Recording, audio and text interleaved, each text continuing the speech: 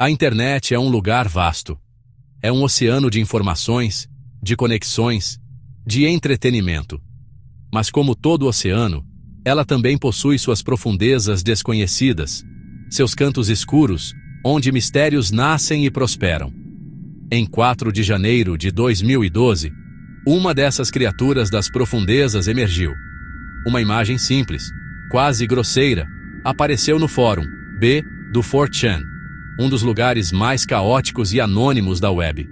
O texto era branco sobre um fundo preto, direto e enigmático. Ele dizia: "Olá, estamos procurando indivíduos altamente inteligentes. Para encontrá-los, elaboramos um teste.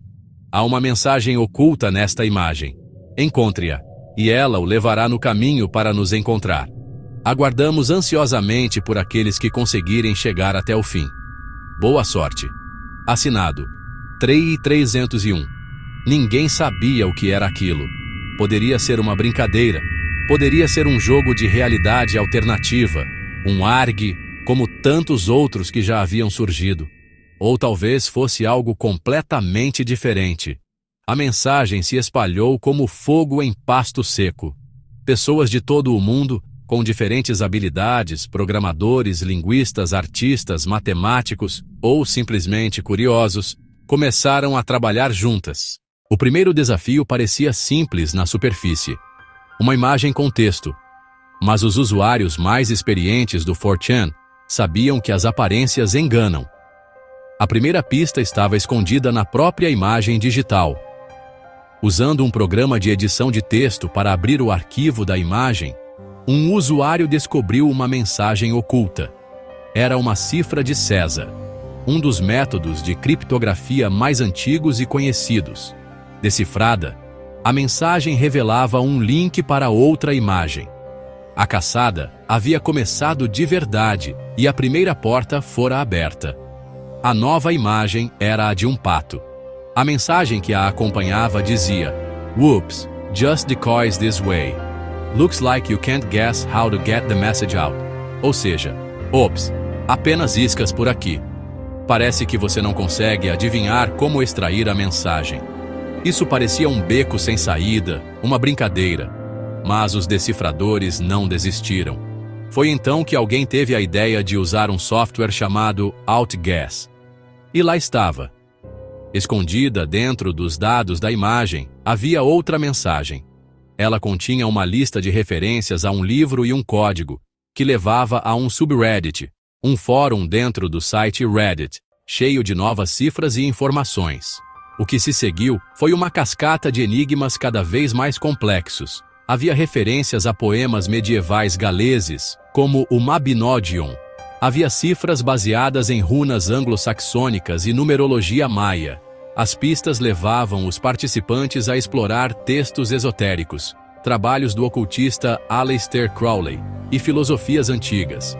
Finalmente, após decifrar uma série de quebra-cabeças online, os participantes chegaram a uma mensagem que continha um número de telefone com um código de área do Texas, nos Estados Unidos. Aqueles que ligaram ouviram uma mensagem gravada. A voz dizia: "Muito bem, você se saiu bem. Há 3 números primos associados à imagem original. 301 é um deles. Você terá que encontrar os outros 2. Multiplique esses 3 números e adicione .com ao final para encontrar o próximo passo. Boa sorte. Adeus." A complexidade dos enigmas do Cicada 3v301 era de tirar o fôlego.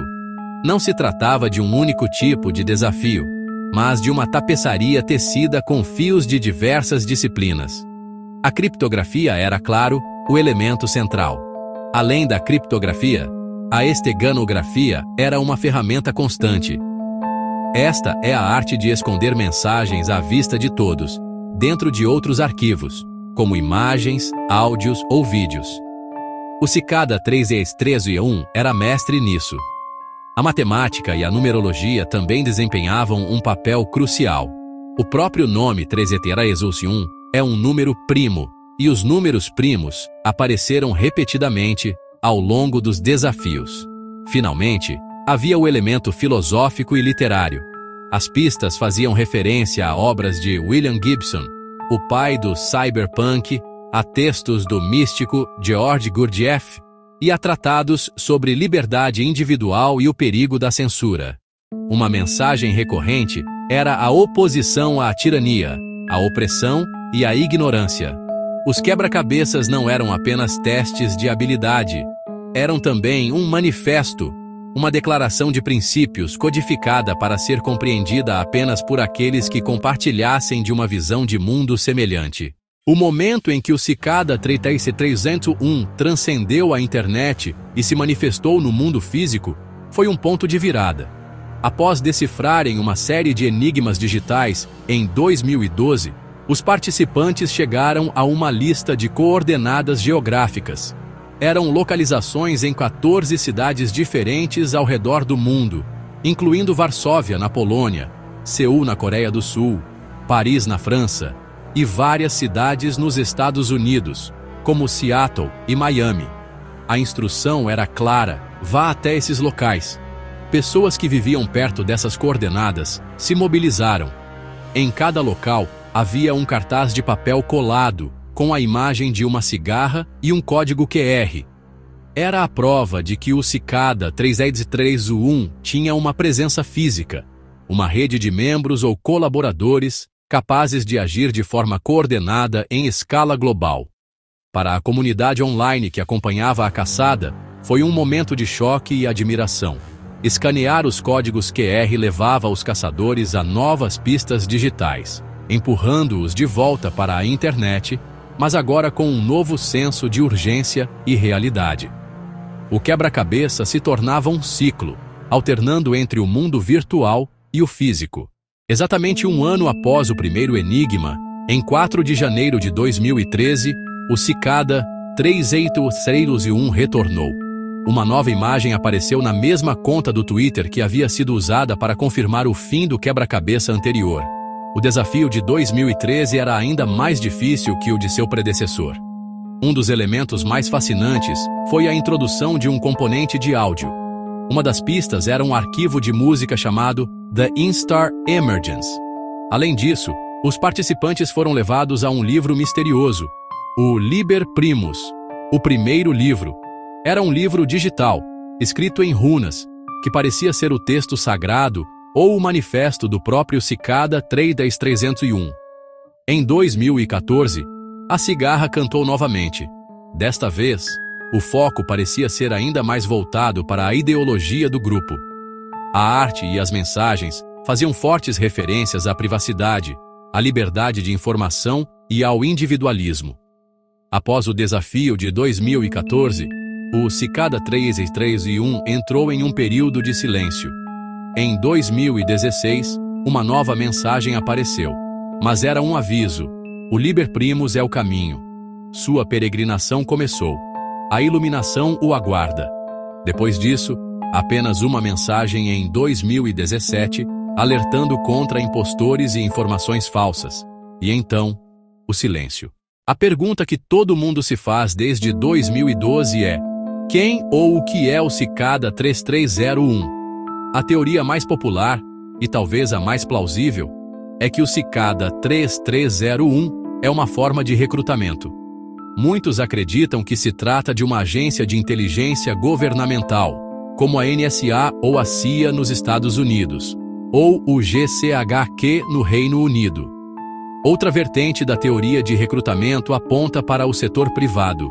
Poderia ser um think tank de segurança cibernética, um coletivo de hackers de elite, ou até mesmo uma empresa de tecnologia financeira buscando mentes brilhantes. Uma teoria mais romântica e misteriosa sugere que o Cicada 3301 é uma sociedade secreta moderna, algo como os maçons ou os Illuminati, mas adaptado para a era digital. Finalmente, há a teoria de que tudo não passa de um elaborado jogo de realidade alternativa, ou um experimento social. Seria uma obra de arte performática em escala global, projetada para testar os limites da inteligência coletiva e da cultura da internet. A verdade, provavelmente, está em algum lugar no meio de todas essas possibilidades. Milhares de pessoas participaram da jornada do Cicada 3301, mas a grande maioria ficou pelo caminho. Para muitos, a experiência foi transformadora. Esses caçadores formaram uma comunidade vibrante e dedicada.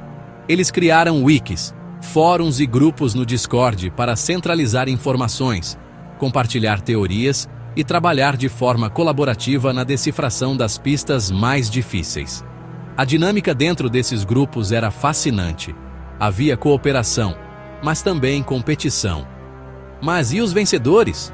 O que aconteceu com aqueles que, supostamente, chegaram ao fim do caminho? O Cicada 330 afirmou ter encontrado os indivíduos que procurava. No final de cada um dos 3 quebra-cabeças, uma mensagem aparecia, declarando que o caminho estava fechado e que eles haviam encontrado quem buscavam. No entanto, a identidade desses vencedores permanece um segredo. Nenhum deles jamais se apresentou publicamente de forma verificável. O silêncio é total. O silêncio dos vencedores é talvez a parte mais intrigante do enigma. Eles se juntaram a uma agência de espionagem, a uma sociedade secreta, ou simplesmente concordaram em manter o segredo de um jogo muito bem elaborado? Embora o Cicada 3301 esteja em silêncio há anos, seu impacto reverbera até hoje. O mistério mudou fundamentalmente a paisagem dos quebra-cabeças online e dos jogos de realidade alternativa. Ele se tornou uma lenda moderna, um conto contado em vídeos do YouTube, podcasts e artigos para ilustrar as profundezas misteriosas da web. A história da cigarra serve como um lembrete de que a internet não é apenas um lugar de memes e redes sociais. Além disso, o enigma deixou para trás um desafio duradouro: o Liber Primus. As páginas indecifradas do livro continuam a ser um projeto ativo para a comunidade de solucionadores. É o santo graal do mistério, a promessa de que ainda há algo a ser descoberto. A pergunta final que o Cicada 3301 nos deixa é sobre o futuro da privacidade e da inteligência na era digital. O grupo, com sua ideologia focada na liberdade individual e na oposição à censura, parece ser uma resposta a um mundo cada vez mais vigiado e controlado. Talvez o verdadeiro legado do Cicada 3301 não seja o quebra-cabeça em si, mas a ideia que ele representa, a de que, mesmo na era da vigilância total, grupos de indivíduos inteligentes e dedicados podem criar espaços de liberdade e anonimato, usando as próprias ferramentas da tecnologia para subverter o controle. A cigarra pode ter silenciado, mas seu chamado por mentes brilhantes para proteger a liberdade na fronteira digital ecoa mais alto do que nunca.